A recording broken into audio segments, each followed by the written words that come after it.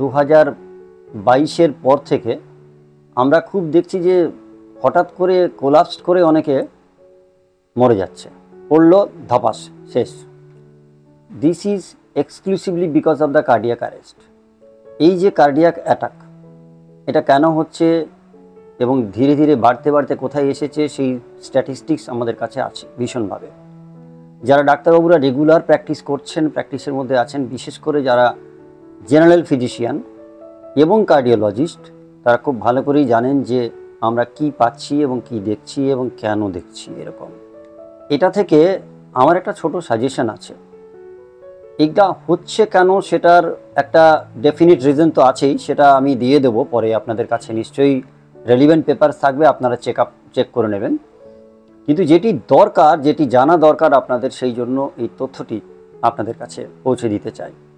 Atherosclerosis অর্থাৎ যখন cardiac আর্টারিসগুলো আছে হার্টের চারিদিকে, পেরিকার্ডিয়ামে যে আর্টারিসগুলো আছে, আর্চ অফ অ্যাওর্টা আছে, সেগুলো যখন হার্ডেনিং হয় অর্থাৎ হেপাটাইজড হয়ে যায়, যখন শক্ত হয়ে যায় ডিউ টু এক্সেসিভ কোলেস্টেরল অথবা ব্লাড ক্লটিংয়ের জন্য, মায়োকার্ডাইটিস, এই সমস্ত অসুখের জন্য কিন্তু কার্ডিয়াক অ্যাটাকটা হঠাৎ করে হয়।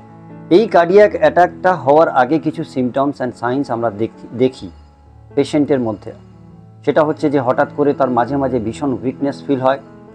সুগার ফল হলে যেরকম হয়, হঠাৎ করে ব্লাড ভিশন, ব্ল্যাক আউট হয়ে যাওয়া, এক্সস্টেড হয়ে যাওয়া, কোনো বিনা কারণে প্রচণ্ড প্রাসপিরেশন হওয়া, এগুলো হতে থাকে।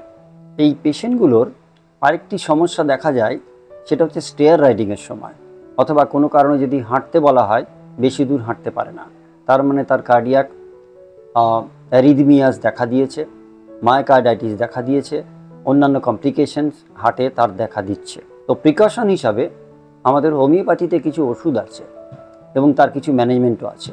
অ্যাথেরোস্ক্লেরোসিস হচ্ছে মূল কথা। আপনাদের মাথায় রাখতে হবে যে কার্ডিয়াক অ্যাটাককে প্রিভেন্ট করার জন্য রেগুলার যোগাসন ভীষণ প্রয়োজন উইথ প্রাণায়াম। আর যেটা প্রয়োজন সেটি হচ্ছে দুটি ওষুধের নাম বলবো।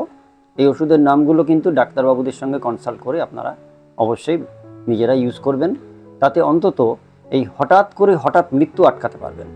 নাম্বার 1 হচ্ছে আর্নিকা 200 আর নাম্বার 2 হচ্ছে ডিজিটালিস 30। এই দুটো ওষুধের নির্দিষ্ট ডোজে খেলে পরে এবং বাড়িতে রাখলে পরে কিন্তু যাদের এই সাইন অ্যান্ড সিমটমসগুলো আমরা দেখব, তাদেরকে আমরা বাঁচাতে পারবো।